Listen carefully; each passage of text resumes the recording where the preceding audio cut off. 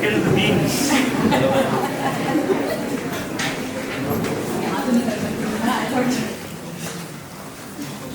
Good morning, everyone.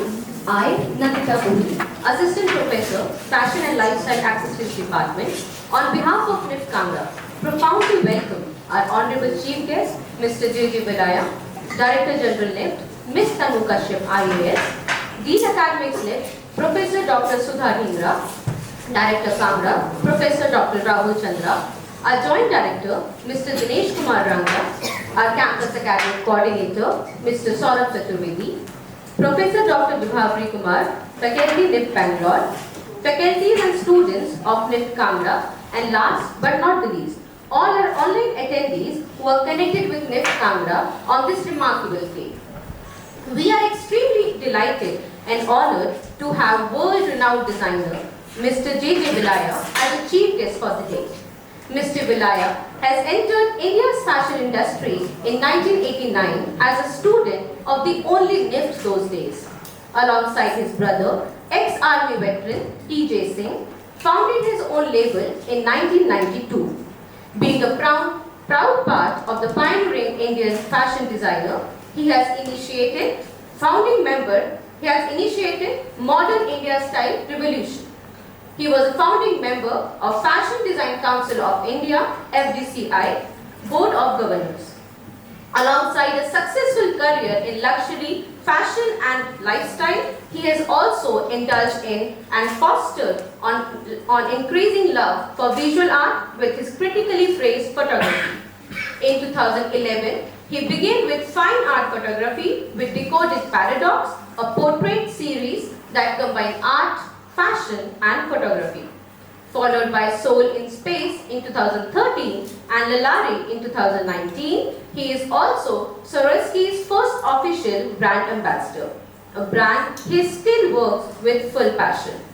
Now, I request our Director Sir, Professor Dr. Rahul Chandra, to felicitate our Chief Guest, Mr. J.J. Valaya. To have Director General NIFT, Ms. Tanu Kashyap IAS. She has bestowed us with her presence despite her busy schedule. She has over 2 decades of experience in various government roles in Punjab since 2005. She has held positions such as Secretary in Department of Higher Education and Languages, State Transport Commissioner in Transport Department, Joint Development Commissioner in Development of Rural Development and Panchayat, and Managing Director in Punjab Health System Corporation.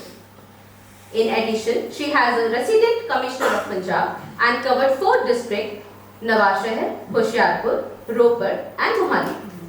Being a diploma holder in Hindustani classical vocal music, she is passionate about traveling and believes in living life to her fullest.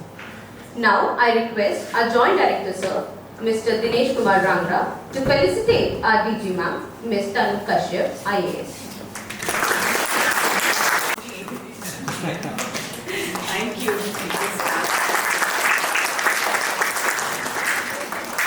Thank you, sir. We are honored to have Dean Academics NIFT, Professor Dr. Sudha Dhingra, who has more than 30 years of experience in NIFT fraternity. A true leader and truly a torch-bearer for all of us. She is also serving as a director at Center of Excellence Khadi from 2021. Now, I request our Campus Academic Coordinator, Mr. Saurabh Chaturvedi, Associate Professor in Department of Fashion Technology, to felicitate our Dean Ma'am, Professor Dr. Sudha Dhingra.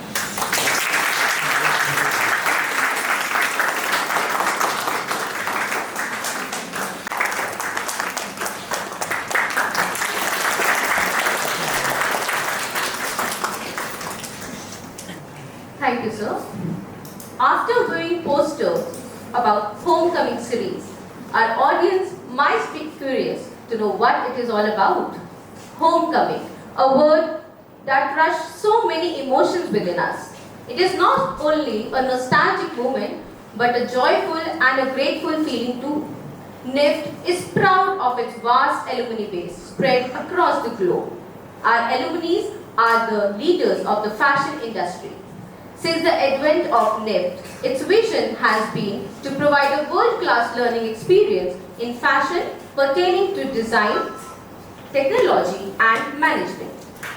With the zeal to call our illustrious alumni back to their alma mater for guidance, motivation and mentorship of the NIFT students across campus by sharing the stories of experiences and accomplishment that would help our students to prepare for their professional journey.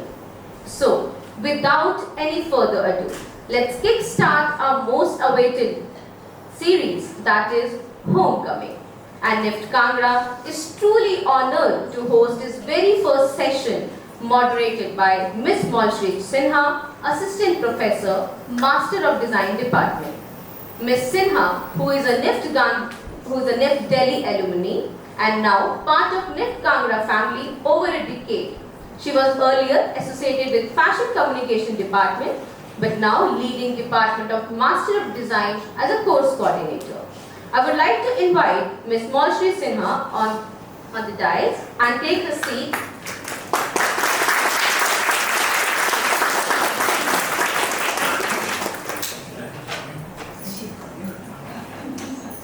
Thank you, ma'am. Now, I would like to invite our renowned designer, our proud alumni, chief guest of the day, Mr. J.J. Valaya.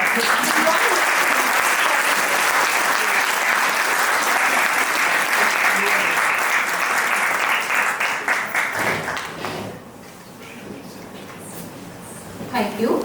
Now I would like to hand over the mic to Ms. Sinha for taking the session further. Thank you. Good morning, everyone. I'm honored to be here in Sir's presence. Sir, welcome to NIFT Kangra amidst the picturesque Valaya range. And so we are truly honored and proud that we are hosting the inaugural session of Homecoming at NIFT with such an illustrious alumni as yourself. Thank you, sir, for joining us for this session. My pleasure. In fact, I was telling Dr. Dhingra that I'm still a student. I haven't really left the institute, so the homecoming is actually home. Right, sir. Very pleased to hear that. Sir, so in today's session, we are looking forward to your insights on the future of fashion and what it might hold for us. But before we go there, we would like to begin with your journey, sir. You have earned the title of the Tsar of Indian couture, and you're one of the first generations of fashion designers in India who started when the fashion movement in India was still taking its roots. And in fact, House of Valaya has been one of the hotspots in the Indian fashion industry, specifically Indian couture, for over 3 decades. Truly a achievement. You trained under Rohit Khosla and established one of the iconic couture houses at a time when there were no benchmarks to follow. Sir, so how has been your journey from establishing to sustaining your brand for over 30 years? So there's a lot to be told in that period of time.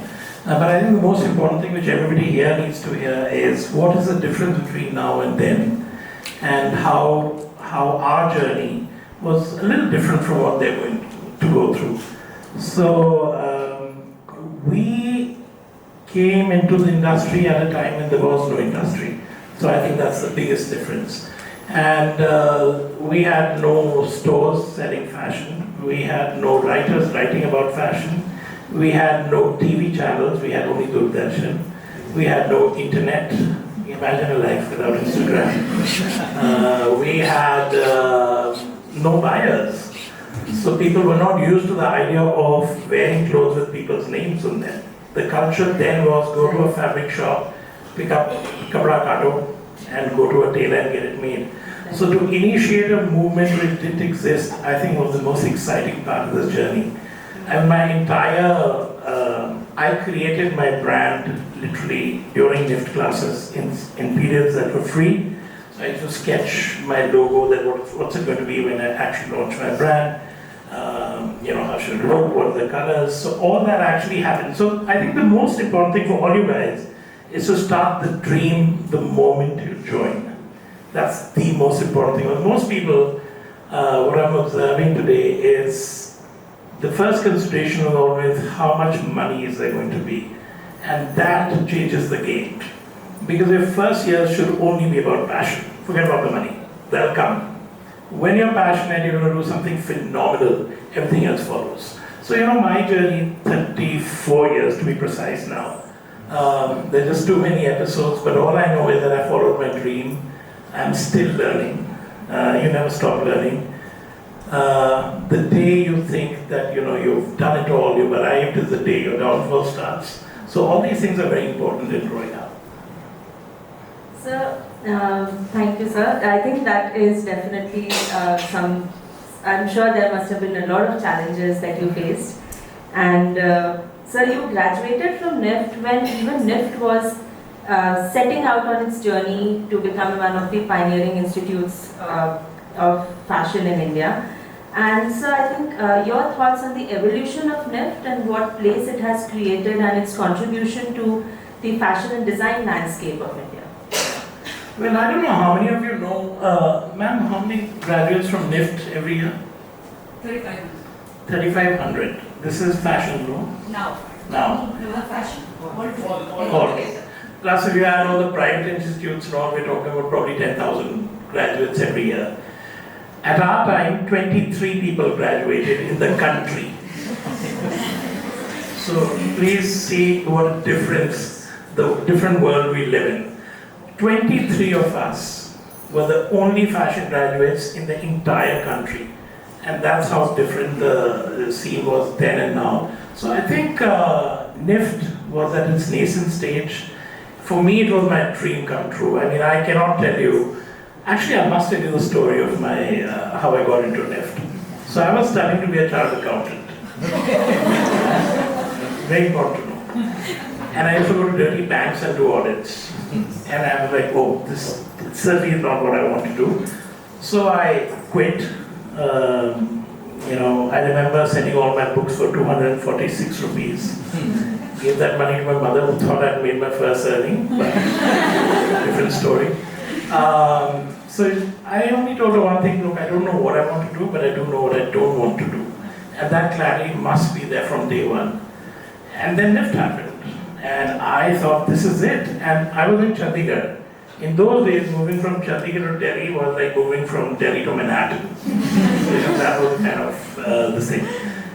I don't think I've ever worked harder than I did to prepare to get into NIFT. And this is a fact. I mean, you know my interview, you know about it.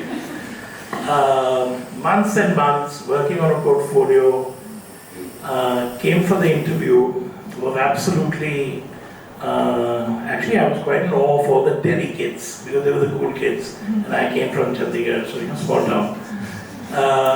And everybody went in, took about 45 minutes for an interview, came out, and I was getting nervous with every passing guy going in. And anyway, my turn came, and they can be very intimidating, these NIFT, the seniors.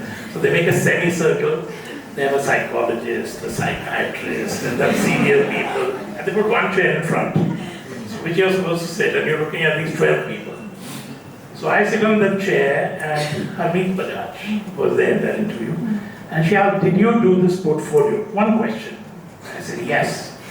So she said, please give him a paper and a pencil. So I got a paper and pencil, she just sketched. It took about 2 minutes, and they asked me, okay, thank you, please leave. I was sure I'm out. There's no way I could have. They must have seen, look at this guy. And so turns out, I got to know later that I was the only guy who they said that we couldn't believe that a portfolio like this could be done. And the fact that somebody who does a portfolio like this deserves to be left. And the reason I bring this up is not for self-glorification. It's for you guys to believe that everything starts at the core. Don't wait. Don't say I'm getting 5,000 bucks more with that guy. Forget about everything else, I'm just going to go there. Find your passion and then keep working on it. It'll take you places.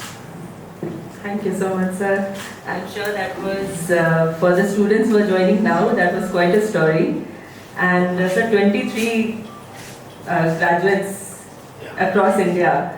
India has truly changed over the years. I feel that India has been through an acceptance stage over these years, trying to accept itself with pride. We are kind of still evolving. We are somewhat there. Our mindset has evolved. With it, the Indian fashion has been evolving. Now we have many designers who are working with Indian crafts and taking it to the global platform. So do you think India has arrived in the global fashion landscape? So, I want to correct you because India had always arrived. It was always there.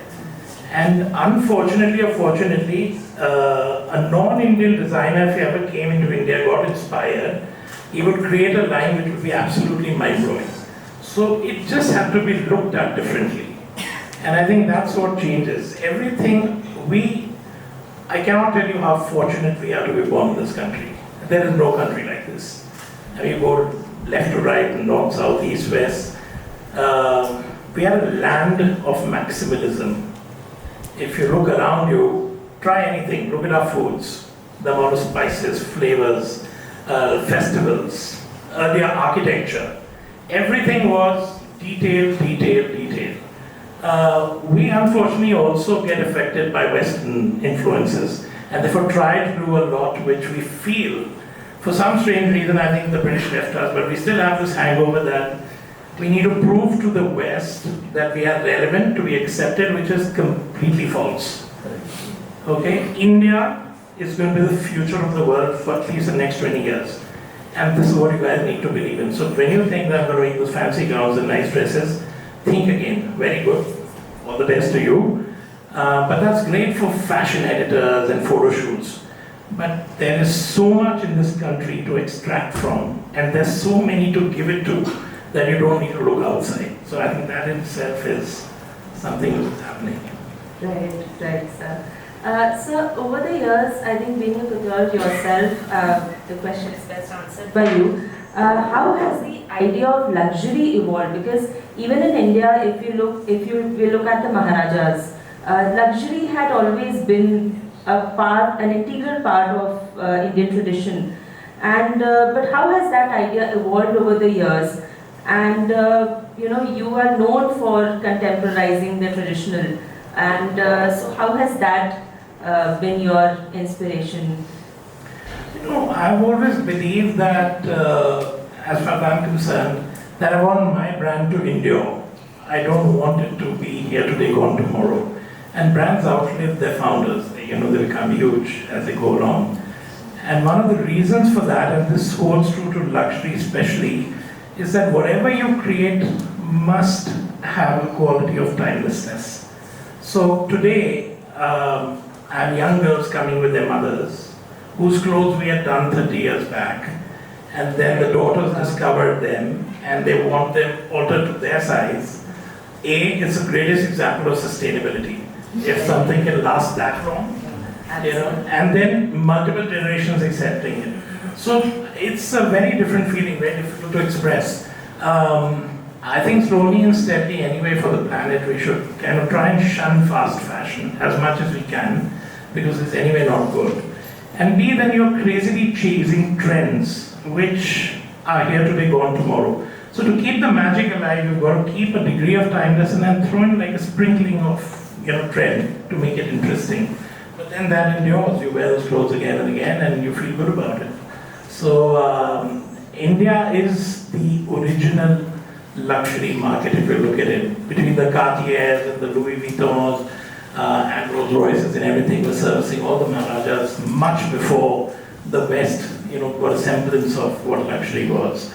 I just think we need to regain what we were originally known for, and I think we're getting there. It's happening as we speak. Right. Thank you, sir. Sir, in fact, the world has been through a pandemic. We are still in that post-pandemic mindset. That thinking exists. So, has that affected, how we perceive luxury today? So the history of luxury will tell you that luxury is the quickest to revive after any great natural disaster, anywhere in the world. Be it World War II or everything that happened, it was the fastest to recover, and not only recover, it was the fastest to prosper post that. Which is why large houses like LVMH and Gucci and everybody are showing exponential growth. And I think the reason for that is that for the years one is put down, you've been deprived of a good life. And everybody wants to live a good life, wants to aspire and to rise higher. And when you don't do it for a while, you come back with a vengeance. And once that happens, luxury is the first market that sees the effect. And then of course everything else follows. Right. So, in fact, continuing with the pandemic, it has altered our lifestyle. We are more so our accessibility and our perception towards accessibility has changed. We tried to keep in touch with, using real-time and virtual platforms, and there was kind of a mass migration to the digital realm that happened during and post-pandemic.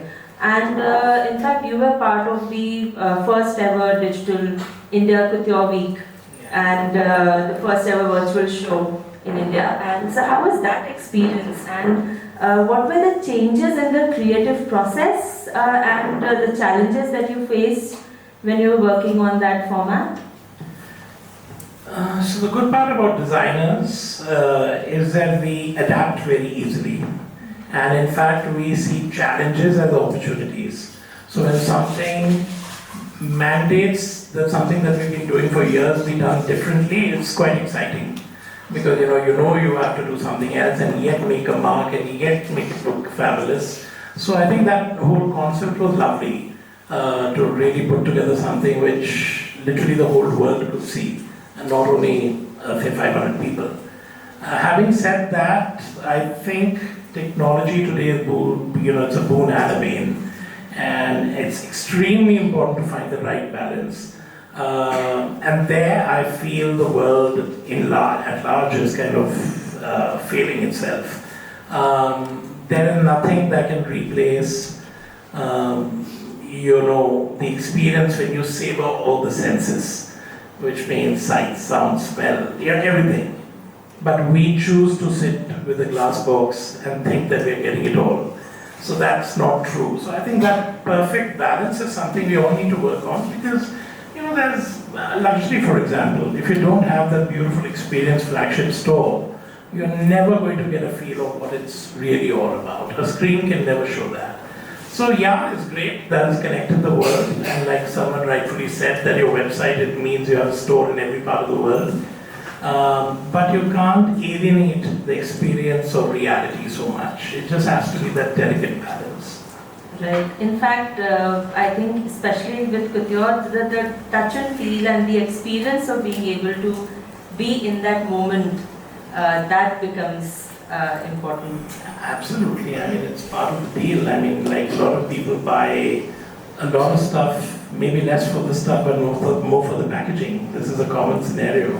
They want to hold that bag, they want to carry that bag, and it happens all the time. So, as I said, it's all about balance. Right.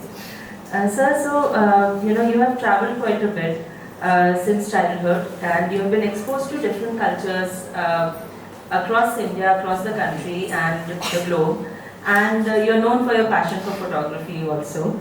So your flagship, you mentioned your flagship, your store, World of Valaya, that's a multidisciplinary space, and it, it kind of brings together your passion for fashion, photography and home. So what was, what inspired you to launch this all-embracing maison? So the first thing is inspiration lies within, and I think if you really feel like doing something, the first thing you're going to knock down is boundaries. A creative spirit cannot sort of blossom when it's surrounded by boundaries. And if you look at most of the top fashion houses across the world, they've actually stepped into various disciplines, from fashion, of course, being the mainstay, to home and home interiors and products, and also to cafes and eateries, and some into hotels also.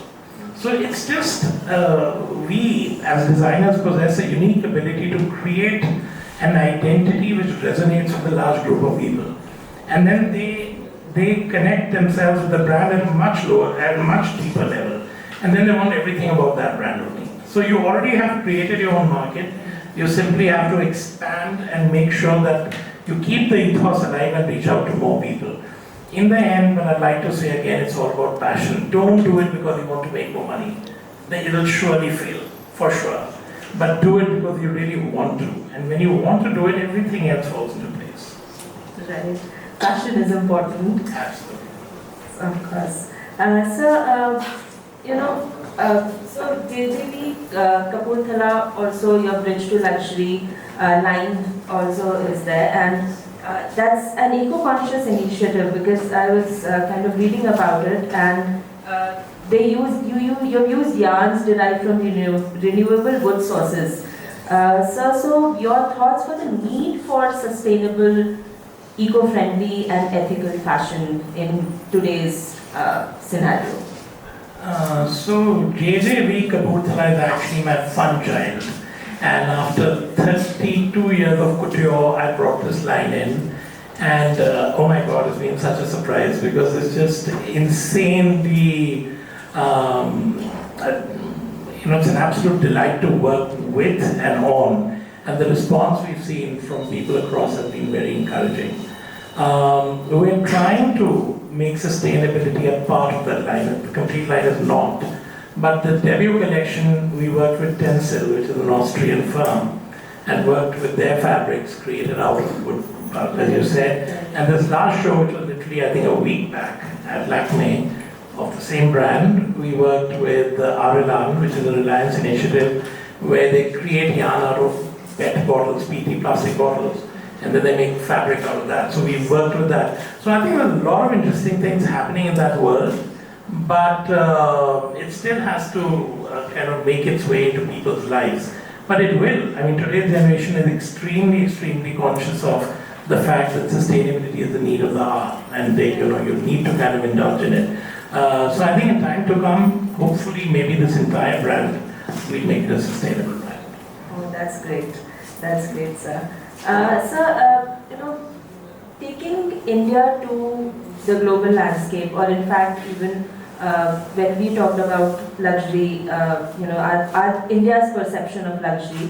So, your thoughts on the collaboration, the need for collaboration between corporates, conglomerates, and couture houses and other fashion houses.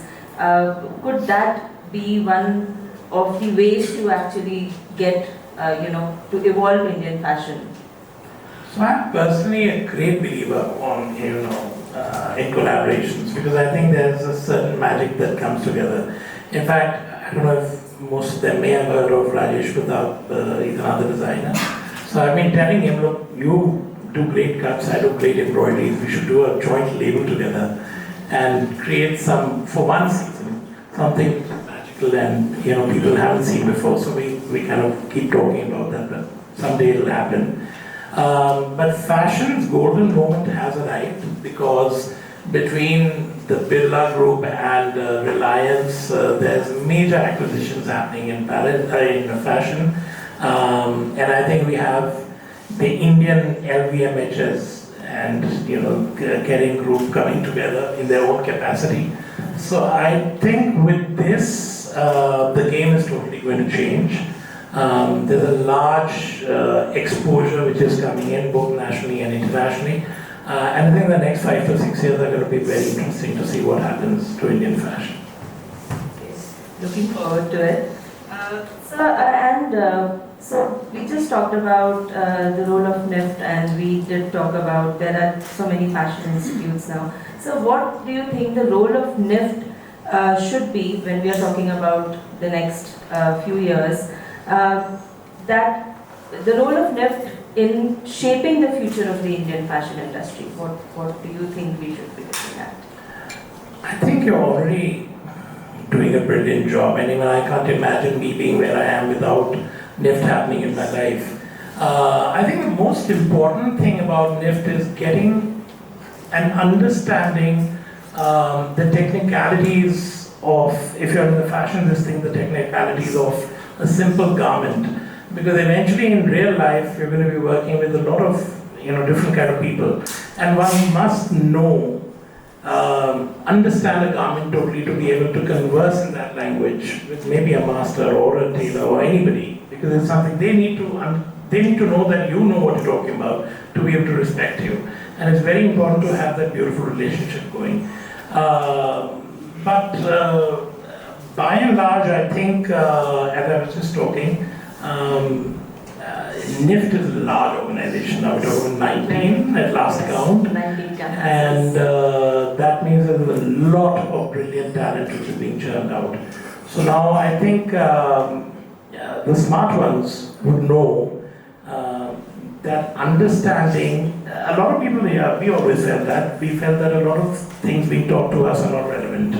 What are we going to do with them? But invariably down the years I realized that everything played a role in some capacity or the other. So whether we like it or not, I think we just need to put in 100% at this stage, because this is never going to come back again. This is your foundation. And this foundation has to be rock solid for something to stand up on it. Right.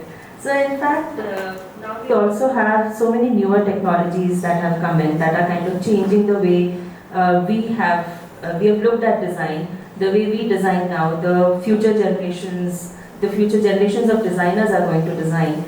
So how that landscape could change, and so we talked about the role of NIFT. I think we also need to really work to bring ourselves abreast of the technologies. Of course we are, but we have AI and we have so many newer technologies. So, how do you see that changing the fashion landscape? I think we have, AI could end up being your biggest ally actually, because whilst a lot of people feel that it's going to churn out everything on its own, there'll be no need for talent, it doesn't exist, well, I don't think so. In fact, I think that in terms of for technology, and this is one of the areas where it could be a boon, is that it would take a seed from you, because the seed would always be from a fertile human mind, and that be planted and researched and planted. And then if something is able to show you what all is possible with it, it means it is aiding you in creating something which you can show to the world in a much better way. So there is nothing wrong in using technology, but only using technology is a fundamental flaw. So it must start at a very detailed level from within, because that kind of, I will give you our example. We started collection research 8 months prior to its launch. And a lot of our time goes into research, and research is online, offline, travel, everything. After that we get down to developments, which is fabrics, traces, embroidery, everything. And finally on silhouettes and putting the collection together. So that process of 8 months to showcase a collection in 20 minutes, because that's what we get at a couture week, that's a process. And bypassing that, you will never have any depth in what you create if you don't go through this process of research. And AI cannot do that, because what a computer essentially does is look at what's floating on the net, grab all of it, try and put something together and present it to you. And I'm sorry, the human spirit triumphs there. Of course, I agree with you, sir, on that. Because with the change in lifestyle, the rate of change has increased. Every year we see there's something new that has come up, and that is also changing the face of the industry. The job profiles are changing. So your observations on that, or any advice for the recent graduates and our students? Actually, you're right. Too many of the opportunities have changed a lot. But I think this is going to be a highly personalized decision with each one of them. Some of them may be totally tech-oriented. Some of them would be the ones who get into research, want to get into it, get their hands dirty in developing things. So you can't generalize and classify this. This is the kind of freedom a creative mind needs to be able to judge for themselves that what is the path they want to walk. And that's the only path they will actually excel in eventually. You should never do something because everybody is doing it. You have to do it because you want to do it. I think that is truly important, because otherwise you would never feel as if you're doing something that you won't belong there. Absolutely.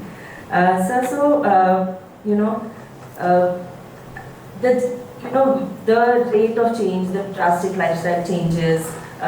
In fact, even post-pandemic that we just talked about, the generation, we have a very different generation now. And you said, technology has been both a boon and a bane. We are we have the world in the palm of our hands. So I think another, suggestions or something to the students of how, having Google is there, but using their own minds, the importance of that. Actually, I'd love to hear their answers in this. It will be amazing to hear what happens. So how small glass cube tablet takes over your life. I kind of answered this in my earlier reply to you, but it's very difficult to kind of understand the spell that this device casts on most people. And I'm struggling to understand it because whilst, yes, we have the world in the palm of our hands, but we also have a life within, which I think we're not being able to live to the fullest. It's said, guys, I may be wrong, but people say that the last few generations are amongst the loneliest generations of the planet because they've found all they need in the palm of their hand. So I don't know whether to be happy with that or sad with that because the human angle is diminishing, and that's not a great idea. It's always good to interact. Interfaces are always good. Google cannot answer everything. There are lots of things, human emotion, it cannot come through a machine. There's loads of things. And when you're creative, the importance of emotion cannot be undermined. You cannot be cut and dry and create great work. There has to be a huge emotional connect with whatever you do. Right. Thank you, sir. So I think this has been an insightful conversation, and if there is, can we open the, for any questions? Basically, if any of you guys who ask anything you want, so please do, in case there's any questions, and yeah. Any questions, any insights, anything, observations? You're all enlightened. Okay. And I have many questions. So JJ, you work with a lot of young people, right? People who intern with you or join you as assistant. Or so what are the kind of qualities that you feel that you could have got, or what are the things that you want in an intern? A lot of young people, right? People who intern with you or join you as assistant. Or so what are the kind of qualities that you feel that you could have got, or what are the things that you want in an intern? What should they be equipped with when they come to you for learning? The most important thing is an open mind, because that I think changes everything. Also, once we all are creative and we have our own thought processes, but once you join a brand, they will have a very fine sort of look, ethos, which the world has accepted. So an intern has to fit into that language and get to something new. And I think that itself is a challenge, because a lot of them. So the most important for internship, guys, is please intern with people or brands which resonate your belief in design. Don't join them because they're famous, or don't join them because you get a higher stipend. But that doesn't work. Just look for wherever you feel really good looking at what they create. That's why you should intern. It's as simple as that, really.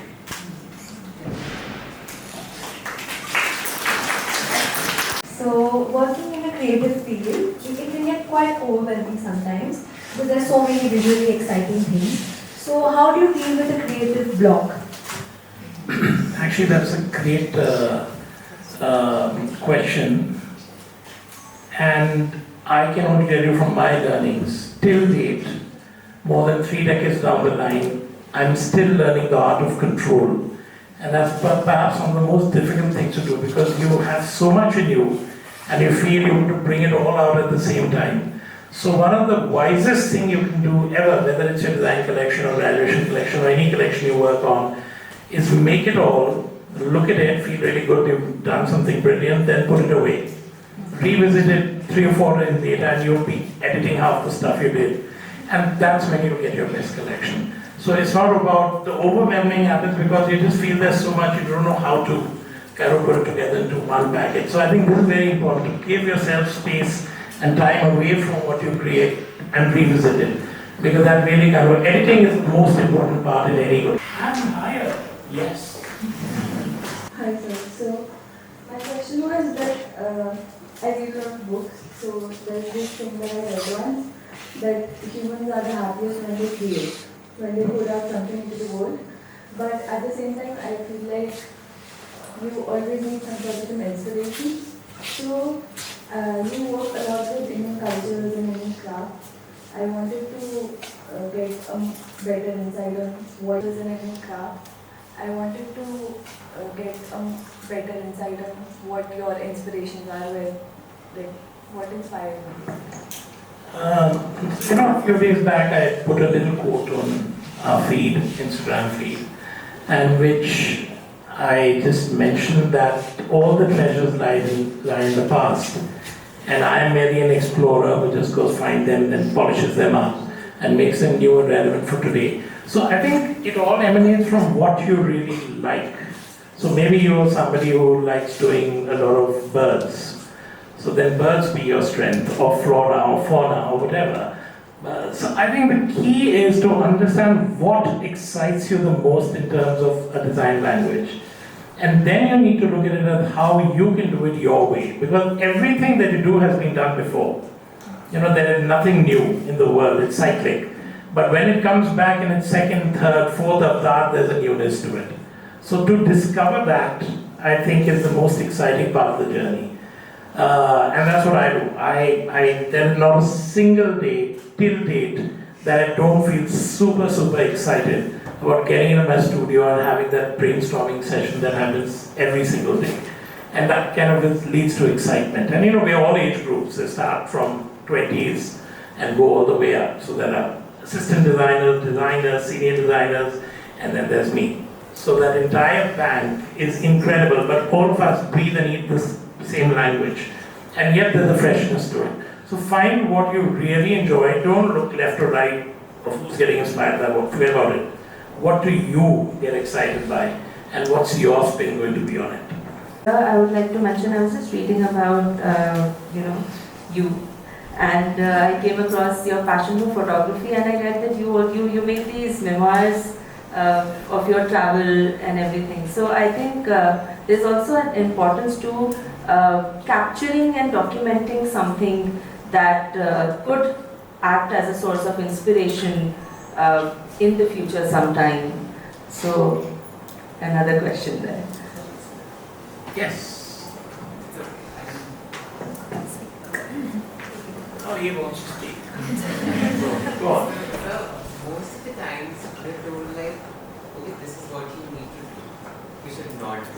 I want to know what not to do. Listen, I'm a rebel. I never did any of that. But I listened to everything because there were such jewels hidden there. But you just have to interpret them your way. So the first rule of creativity is no boundaries. This is what I told you before. So if you're going to do it by the book, you're not getting anywhere.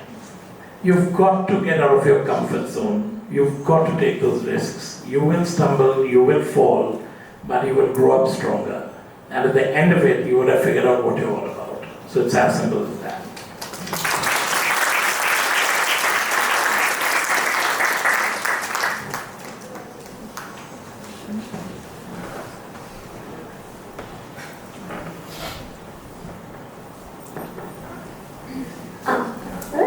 There was something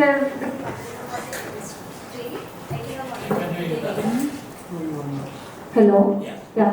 So there was something was wondering about the industry, and that is that people are talking about quiet and soft luxury now, but as you said, that India has always been a maximalist at heart. So, do you think that there'll ever be a label from India who's doing it right or who would be relevant, or will we lose our sense from if we try to? Okay, I got a question. So, you have to remember when you get into the fashion industry that there's room for everybody. So, quiet luxury, and where no logos are seen and probably people don't even know what the brand is for the rich who have really evolved and reached right up there. All the branded luxury, which most of us covet, which is the Vuittons and the Gucci's and the Dior's and everything, are actually for people who want to try and look rich. So it's a game, it's still luxury. But these are guys who want to show to the world, look, we're rich, we were right. The guys who indulge in quiet luxury are the guys who are right and don't get a damn. And then, of course, you come down the ladder and there's rich luxury, premium, so there's room for everybody. You have to see where your soul truly connects. Do you want to be that understated label where finish, quality is everything? You don't care about the top lines and numbers and turnovers, but you want to create what is absolutely fabulous. And whenever you do something wonderful, the right people will buy it. Or do you want to be that mega super brand who everybody chases all over the world? Then that's a different trajectory. Then brand, logos, identities is important because people like to carry, say a Vuitton monogram or the Burberry check is all over the place. There's a reason. So identity is a big thing. So it all depends on which, state of mind you resonate with.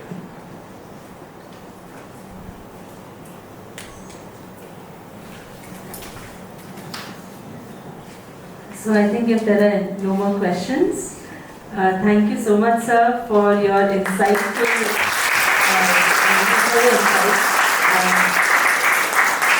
Thank you and all the best to all of you, guys. This is a fun time. Just give it all you got. You'll be very happy later. I am very happy. Thank you, sir. So I now hand over the mic to Nandita to take Thank the you, session thank you, forward. sir. It was indeed a very insightful session and a really interesting discussions and an eye-opener discussion for our audience as well. Now, I would like to invite and I would like to request our DG ma'am to present a memento to our chief guest, Mr. J.J. Valaya, as a token of gratitude for his precious time and words.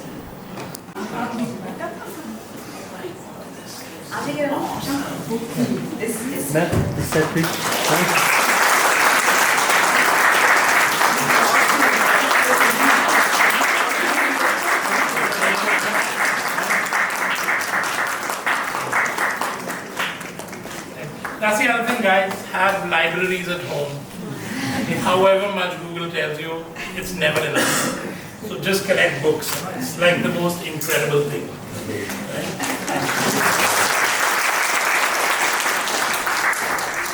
Now, as we have reached the end of the session, I would like to call upon Mr. Vinod Kumar Sharma, Assistant Professor and Course Coordinator of Fashion Design Department, who is also a NIFT Gandhinagar alumni. Mr. Sharma is associated with NIFT Kangra for more than a decade, and so now I will hand over mic to him for a vote of thanks. Thank you.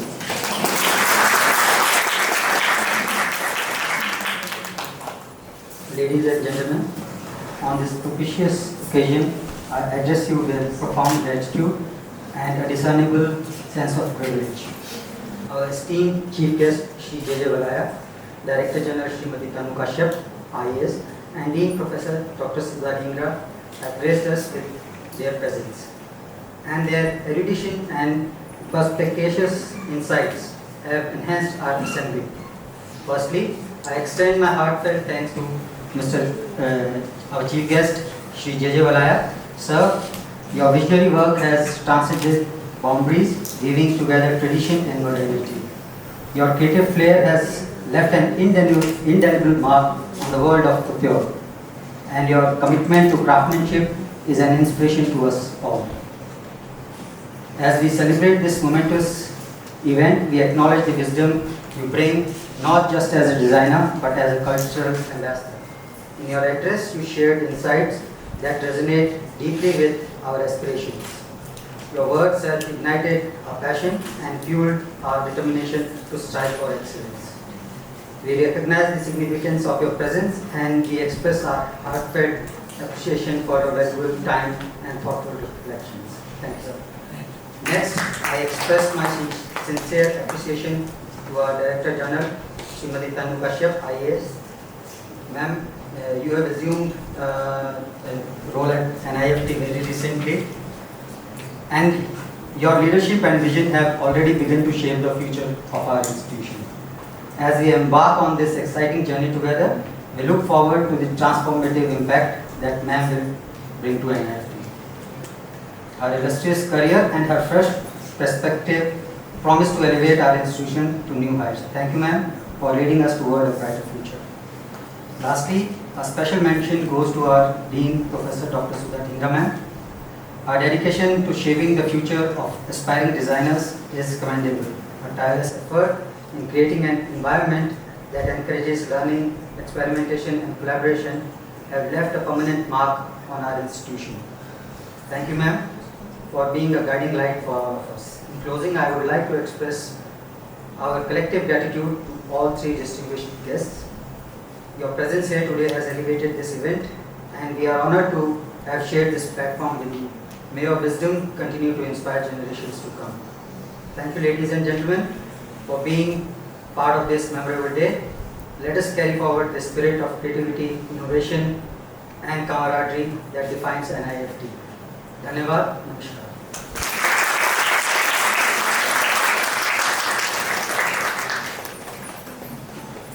Thank you so much, sir.